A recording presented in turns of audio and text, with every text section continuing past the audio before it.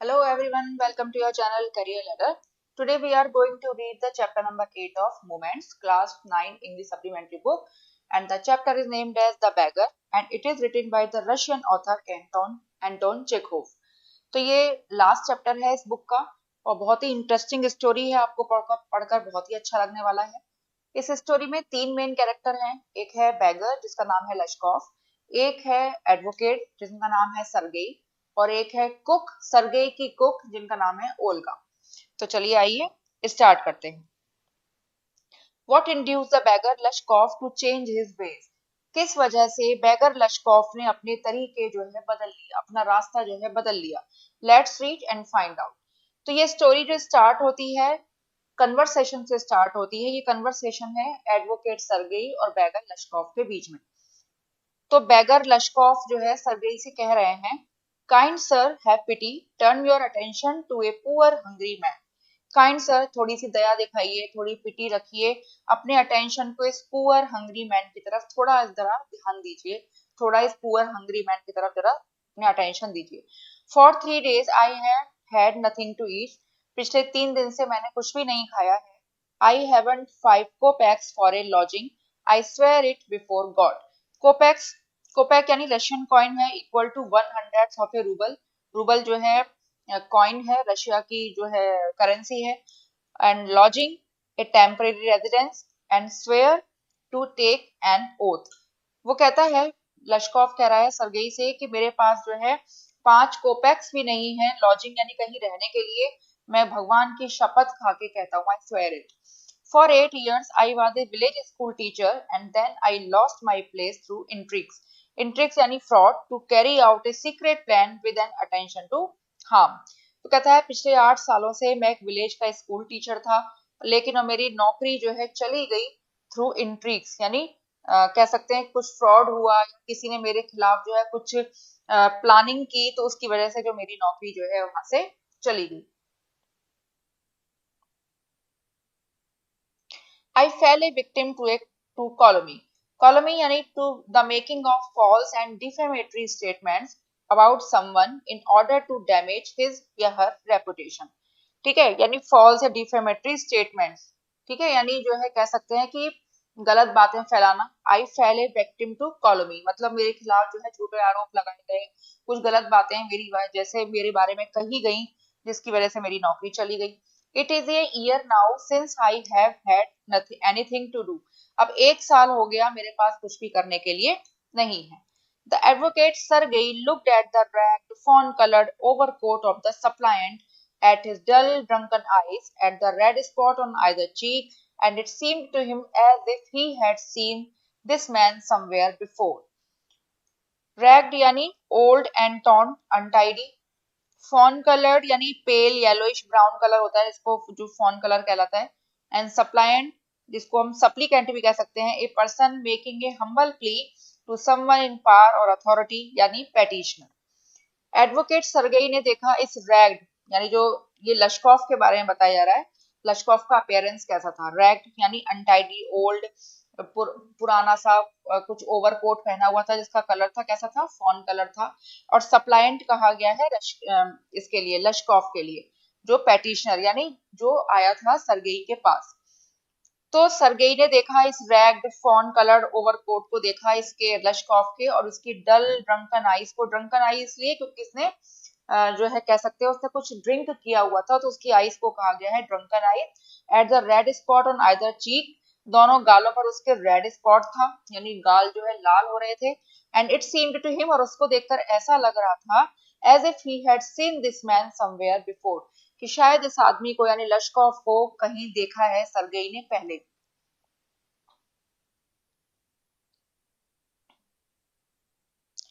I have now had an offer of a position in the province of Kaluga, the mendicant went on.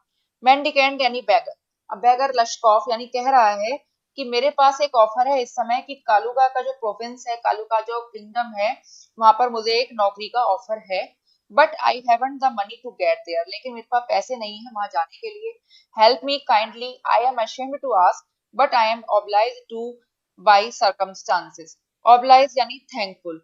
तो आप मेरी थोड़ी सी help कर दीजिए। मुझे कहने में बहुत शर्म आती है, लेकिन मेरी परिस्थितियां ही ऐसी हैं, मेरी सर्कमस्टांसेस ही ऐसी हैं कि मुझे आपसे मदद मांगनी पड़ रही है।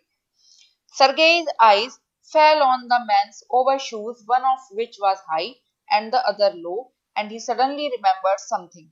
Overshoes यानी covering worn over your normal shoes, like this.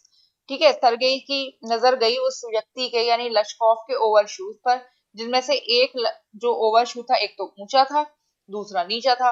ठीक है, यानी छोटा बड़ा था आप कह सकते हैं। और उसको अचानक से कुछ याद आया। Look here, it seems to me I met you the day before yesterday in Sadovia Street, he said. अब सरगेई को याद आ जाता है कि पहले उसने इसको कहाँ देखा है। तो सरगेई कहते हैं, लुक हियर, यहाँ देखो, मुझे ऐसा लगता है कि मैंने तुम्हें डे बिफोर यस्टरडे यानी परसों, कल से पहले वाले दिन मैंने तुम्हें देखा था सदोविया स्ट्रीट में। But you told me then that you were a student who had been expelled and not a village school teacher. Do you remember? लेकिन तुमने मुझे ये बताया था कि तुम एक स्टूडेंट थे हु हैड बीन एक्सपेल्ड यानी to force someone to leave, जिसको निकाल दिया गया है। सरगेई को अब याद आ जाता है कि मैंने तुम्हें परसों देखा था सदोविया स्ट्रीट में, लेकिन तुमने तो मुझे वहां पर ये बताया था कि तुम एक स्टूडेंट हो जिसको एक्सपेल कर दिया गया है, निकाल दिया गया है, और तुमने ये बताया था कि तुम स्कूल टीचर तो नहीं थे। Do you remember? क्या तुम्हें याद है? No, no, no, that can't be so, mumbled the beggar, taken aback. Mumble यानी to speak quietly so that the words are difficult to understand, and taken aback यानी shocked. अब जो है bagger जो है थोड़ा सा घबरा जाता है। मम्बल यानी धीरे से बोलता है, फुसफुसा के कहता है, नहीं नहीं नहीं, ऐसा नहीं हो सकता। टेकन अबैक थोड़ा शॉक हो जाता है इस बात से कि इसने तो मुझे पहचान लिया। I am a village school teacher and if you like I can show you my papers. ठीक है, वो कहता है कि नहीं, मैं तो स्कूल टीचर हूँ, अगर आप चाहें तो मैं आपको अपने पेपर्स भी दिखा सकता हूँ। Have done with lying. You called yourself a student and even told me what you had been expelled for. Don't you remember?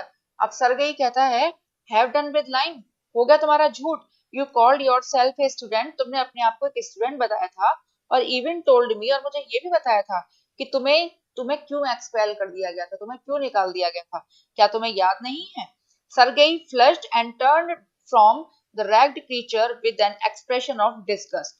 Flush यानी with a red hot face, ragged यानी untidy and dirty, and disgust mean a strong feeling of dislike or disapproval. Sergei flushed, अब Sergei का जो है गुस्सा जो है Sergei का जो चेहरा है लाल हो जाता है गुस्से से, and turned from the ragged creature with an expression of disgust. और disgust की expression से यानी उसको पसंद नहीं आ रहा है ragged creature यानी untidy सा creature कहा गया है लशकॉफ को। ठीक है, तो सरगेई जो है अपना जो है फेस जो है लशकॉफ की तरफ से घुमा लेता है। This is dishonesty, my dear sir, he cried angrily. This is swindling. I shall send the police for you. Damn you. Swindling, it to trick someone in order to get money. Damn क्या है? Damn एक swear word है that people use to show that they are angry. अब Sergei को तो गुस्सा आ रहा है, तो कहता है this is dishonesty my dear sir. Lushkoff से कहता है ये तो बेईमानी है। तो गुस्से से नाराज हो जाता है, चिल्लाते हुए कहता है दिस इज स्विंडलिंग, ये तो धोखाधड़ी है, सरासर धोखाधड़ी है कि तुम पैसे चाहिए तुम्हें, इस वजह से तुम झूठ बोल रहे हो। I shall send the police for you, मैं तो पुलिस बुला लूंगा। Damn sir, he said laying his hand on his heart, the fact is I was lying. अब लशकॉफ कहता है, सर, अपने हाथ को अपने हार्ट पर रखकर कहता है, सच बात तो ये है कि मैं झूठ बोल रहा था। I am neither a student nor a school teacher, ना तो मैं स्टूडेंट हूँ ना ही स्कूल टीचर हूँ। All that was fiction, fiction यानी इमेजिनरी नॉट रियल, जो भी कुछ मैंने कहा सब झूठ था। Formerly I sang in A Russian choir and was sent away for drunkenness. choir यानी group of people who Singh together, and drunkenness यानी स्टेट ऑफ बीइंग ड्रंक। वो कहता है कि पहले तो मैं एक रशियन choir में गाना गाया करता था, और वहां से मुझे शराब पीने की वजह से वहां से बाहर निकाल दिया गया था। But what else can I do, but लेकिन मैं और क्या कर सकता हूँ। I can't get along without lying, get along यानी सर्वाइव या मैनेज, और बिना झूठ बोले मैं रह नहीं सकता। No one will give me anything when I tell the truth, अब मैं अगर सच बता दूं, सच बोलूं, तो कोई मुझे कोई काम नहीं देगा, कुछ भी नहीं देगा। व्हाट कैन आई डू, तो मैं क्या कर सकता हूँ। अब सरगेई कहते हैं, व्हाट कैन यू डू, तुम क्या कर सकते हो।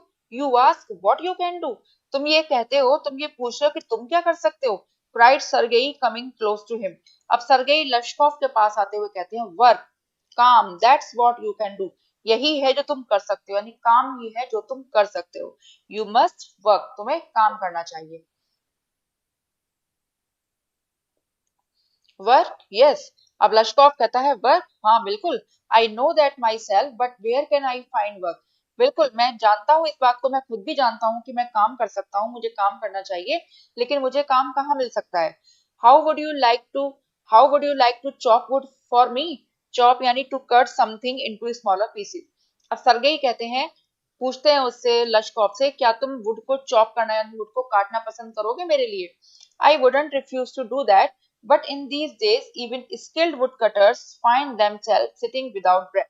अब लश्कोव कहता है कि मैं मना नहीं करता, मैं इस काम को करने के लिए मना नहीं करूंगा, लेकिन इन दिनों तो जो स्किल्ड वुड कटर्स है ना, जो परफेक्ट वुड कटर्स हैं, वो भी खाली बैठे हुए हैं विदाउट ब्रेड, यानी उनके पास भी रोटी नहीं है, उनके पास भी कमाने के लिए कुछ नहीं है, वो भी खाली बैठे हुए हैं, उनके पास भी काम नहीं है। Will you come and chop wood me, would for मी, अब सरगेई कहते हैं क्या तुम आओगे और मेरे लिए वुड काटोगे। तो लश्कोव कहता है यस सर आई विल, जरूर मैं करूंगा इस काम को। तो अब सरगेई कहते हैं very well we will soon find out, okay बहुत ठीक, अब हम जल्दी ही मिलेंगे और तुम्हारे लिए कोई काम निकालेंगे। Sergey hastened along, rubbing his hands. Hastened यानी to move or act quickly, to hurry। ठीक है, अब सरगेई जो है अपने हाथों को मलता हुआ जरा जल्दी में थे। ठीक है, he called his cook out of the kitchen। उन्होंने अपनी कुक को बुलाया किचन से। Here Olga, he said, अब कुक का नाम है Olga. He said, take this gentleman into the wood shed and let him chop wood। Wood shed a small building where wood is stored for burning। तो वो kitchen से बुलाते हैं Olga अपनी कुक को और कहते हैं इस जेंटलमैन को वुड शेड में ले जाओ और वहां पर इसको कुछ वुड चॉप करने के लिए दे दो। The scarecrow of a beggar shrugged his shoulders as if in perplexity and went irresolutely after the cook. Scarecrow, a model of a person dressed in old clothes that is set up to frighten birds away from crops। Scarecrow एक person का ऐसा model है जिसको पुराने कपड़े पहना दिए जाते हैं बांस के ऊपर, ठीक है, ताकि वो खेतों में से जो है बर्ड्स वगैरह को भगाने के काम आता है, जैसे कि ये। तो बैगर का जो स्क्वेयर क्रो, अब स्क्वेयर क्रो क्यों कहा गया है बैगर को, क्योंकि वह बहुत जो है लेनन थिन पर्सनैलिटी का था, बहुत ही पतला दुबला था, रैग्ड क्लोथ्स उसने पहने हुए थे, इसलिए बैगर को कहा गया है square crow. Shrugged his shoulders, shrugged यानी to lift your shoulders as a way of showing that you don't know something or are not interesting, यानी अपने कंधों को ऊपर उठाना, आप कह सकते हैं कंधों को उचकाना, जैसे आप जो है किसी चीज में इंटरेस्टेड नहीं है, इस तरह से। तो बैगर ने अपने कंधे जो है उचका दिए as if in perplexity, यानी state of being puzzled and bewilderment, जैसे कि वो थोड़ा कंफ्यूजन की स्टेट में हो, and went irresolutely after the cook, और ना चाहते हुए भी कुक के पीछे चला गया। irresolutely, hesitantly or undecidedly। It was obvious from his gait that he had not consented to go and chop wood because he was hungry and wanted work। It was obvious, obvious यानी easily seen, understood या clear, and gait means manner of walking। It was obvious from his gait। अब लश्कोव के चाल ढाल कुछ ऐसी थी कि उससे बिल्कुल ये पता लग रहा था that he had not consented to go, consented यानी agreed, कि उसका मन नहीं था जाने का, वो जाना नहीं चाहता था, and chop wood और wood chop करना नहीं चाहता था, because he was hungry and wanted work, क्योंकि वह भूखा था और उसको काम चाहिए था, केवल इसीलिए वो नहीं जाना चाहता था, but simply from pride and shame and because he had been trapped by his own words। लेकिन उसको क्यों जाना पड़ रहा था लकड़ी काटने के लिए, क्योंकि वो अपने ही शब्दों के जाल में फंस गया था, क्योंकि इसने झूठ बोला था सरगेई से कि वो स्कूल टीचर है और उस सरगेई ने उसको पहचान लिया था। अब वो पुलिस में ना दे दे, इसलिए वो अपने ही शब्दों के जाल में फंस गया था और ना चाहते हुए भी वुड चॉप करने के लिए तैयार हो गया। It was obvious too that his strength had been undermined by vodka, and he was unhealthy and did not feel the slightest inclination for toil। Undermine यानी वीकेंड, ये बिल्कुल ऑब्वियस था, बिल्कुल सर्टेन था कि जो इसकी स्ट्रेंथ है वो कम हो गई थी, वो वीक हो गया था बाई वोदका। वोदका एक एल्कोहलिक ड्रिंक है, ठीक है, तो वो वोदका पीने की वजह से जो है बहुत कमजोर हो गया था, and that he was unhealthy, इसलिए वो अनहेल्दी था, and did not feel the slightest inclination for toil. Inclination, a feeling that you want to do a particular thing, and toil means to work hard for a long time. और उसको बिल्कुल भी उसका मन नहीं था, बिल्कुल भी इस बात में झुकाव नहीं था, बिल्कुल भी फीलिंग नहीं थी उसकी हार्ड वर्क करने के लिए. Sergei hurried into the dining room. अब सरगेई जो है जल्दी जल्दी जो है डाइनिंग रूम में चला गया. From its windows one could see the wood shed and everything that went on in the yard. Yard यानी an area outside a building. From its window, अब डाइनिंग रूम में जल्दी जल्दी क्यों चला गया सरगेई? क्योंकि डाइनिंग रूम की विंडो से वुड शेड दिखाई देता था, और वहां से जो है हर चीज दिखाई देती थी जो भी यार्ड में चल रही है. Standing at the window, Sergei saw the cook and the beggar come out into the yard by the back door and make their way across the dirty snow to the shed. Standing at the window, अब window पर खड़े होकर Sergei ने cook को देखा और bagger को देखा यार्ड में आते हुए बैक डोर से होकर, और डर्टी स्नो यानी गंदी बर्फ से शेड की तरफ जाते हुए सरगेई ने विंडो से देखा. Olga glared wrathfully at her companion, shoved him aside with her elbow, unlocked the shed and angrily banged the door. Glared यानी to look at someone in an angry way, and wrathfully यानी in an extremely angry way. अब Olga ने जो है बड़े गुस्से वाले तरीके से अपने कंपेनियन यानी लश्कोव को देखा. shoved him aside with her elbow, shoved यानी to push someone forcefully, अपनी कोहनी से उसको धक्का देकर दूर को हटा दिया. unlocked the shed, shed को unlock किया, and angrily banged the door. banged यानी to make a loud noise by hitting something hard, और जोर से दरवाजे को खोला, यानी वो बहुत गुस्से में थी, उसको अच्छा नहीं लग रहा था लश्कोव के साथ में, तो बड़े गुस्से से उसने दरवाजे को खोला. Next, he saw the pseudo teacher seat himself on a log and become lost in thought with his red cheeks resting on his fists. Pseudo का मतलब false यानी not genuine. Next, he saw यानी अब देखा Sergei ने pseudo teacher को, यानी pseudo teacher कहा गया है लश्कोव को, pseudo यानी false, false teacher यानी क्योंकि वो टीचर होने का बहाना कर रहा था, उसने झूठ बोला था कि वो टीचर थे. ठीक है, तो सरगेई ने देखा लश्कोव को एक लॉग पर बैठे हुए, लॉग यानी thick piece of wood that has fallen or been cut from a tree, यानी पेड़ का या लकड़ी का एक टुकड़ा जिसको कहते हैं हम लॉग. तो सरगेई ने लश्कोव को देखा एक लकड़ी के टुकड़े पर बैठे हुए, and become lost in thought, और वो कुछ सोच विचार में था, with his red cheek resting on his fist. Fist यानी फिंगर क्लोज टुगेदर टाइटली, यानी मुट्ठी कह सकते हैं, ठीक है, हाथों की मुट्ठी बना लेते हैं. तो अपने हाथों पर अपने रेड चीक्स को रखे हुए देखा, और वो सोच विचार में था. The woman flung down an axe at his feet, spat angrily, and judging from the expression of her lips, began to scold him. अब वुमेन यानी ओल्गा, ओल्गा ने एक कुल्हाड़ी जो है इसके पैरों के पास फेंक दी. स्पैट एंग्रीली, स्पैट यानी to engage in a small quarrel और डिस्प्यूट, और गुस्से से कुछ उससे कहा. And judging from the expression of her lips began to scold him. Scold यानी टू क्रिटिसाइज एंग्रीली, और उसको डांटना शुरू कर दिया, जैसे कि विंडो से दिखाई दे रहा था सरगेई को कि इसके लिप्स के एक्सप्रेशन कुछ ऐसे हो रहे थे कि वो दूर से देखने में पता लग रहा था कि ओल्गा जो है उसको डांट रही है, गुस्से से कुछ कह रही है.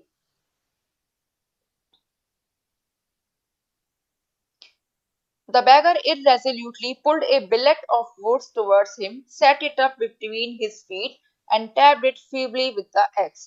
Irresolutely यानी not able or willing to take decisions or action. ठीक है, and billet यानी a thick piece of wood. अब beggar यानी लश्कोफ ने क्या किया, ना चाहते हुए बड़े अनविलिंगली एक वुड का एक जो बिलेट, एक थिक पीस जो है अपनी तरफ के लिए अपनी तरफ खींचा. Set it up between his feet, अपने पैरों के बीच में इसको सेट किया, and tapped it feebly with the axe. Tapped यानी to strike lightly, and feebly यानी weakly without strength. और बहुत धीरे से, एक्स यानी कुल्हाड़ी, ठीक है, और बहुत धीरे से बड़े उसको, जैसे कुल्हाड़ी से तो हम अगर हम लॉग को काटेंगे तो बहुत तेजी से हम वार करेंगे उस पे, ठीक है, बहुत तेजी से स्ट्रोक करेंगे, और लश्कोव क्या कर रहा था, बहुत धीरे धीरे उसको कुल्हाड़ी से टैप करना था लॉग को. ठीक है. The billet wavered and fell down. Wavered यानी to move back and forth. अब जो बिलेट था यानी लकड़ी का जो टुकड़ा था वो हिला, और जो है आगे पीछे की तरफ हिला, और फेल डाउन और गिर गया. The beggar again pulled it to him. blew on his freezing hand and tapped it with his axe cautiously. अब बैगर ने दोबारा इस बिलेट को अपनी तरफ खींचा. Blue on his freezing hand. अब चूंकि ठंड बहुत पड़ गई थी तो अपने जो जमे हुए बिल्कुल फ्रीजिंग जो हैंड्स उन पे ब्लू यानी फूंक मारी, जैसे हाथ गर्म करने के लिए फूंक मारते हैं ना उस टाइप से. And tapped it with his axe cautiously यानी केयरफुली. और फिर से ध्यान से कॉशियसली उस एक्स से फिर टैप किया लॉगो को, यानी बहुत तेजी से काटने के बजाय धीरे धीरे टैप कर रहा है. As if afraid of hitting his overshoe or of cutting off his finger, the stick of wood again fell to the ground. और इतनी धीरे धीरे उस कुल्हाड़ी से टैप कर रहा था उस लॉग को कि जैसे कि उसको डर हो कि कहीं उसके ओवरशू पे ना लग जाए या उसकी उंगली ना कट जाए. और stick of wood again fell to the ground. और वो लकड़ी का टुकड़ा जो यानी वो जो लॉग था दोबारा से जमीन पर गिर पड़ा. यानी उसको काटना था कुल्हाड़ी कुल्हाड़ी से तो उसको जोर से उस पे स्ट्राइक करना था, लेकिन जोर से करने के बजाय वो धीरे धीरे ट्रैप कर रहा था और लकड़ी का टुकड़ा बार बार गिर रहा था. तो यहाँ पे आपका पार्ट 1 ये खत्म होता है. इस चैप्टर की जो स्टोरी है वो कंटिन्यू करते हैं हम नेक्स्ट वीडियो में. तो मिलते हैं आपसे इसके पार्ट 2.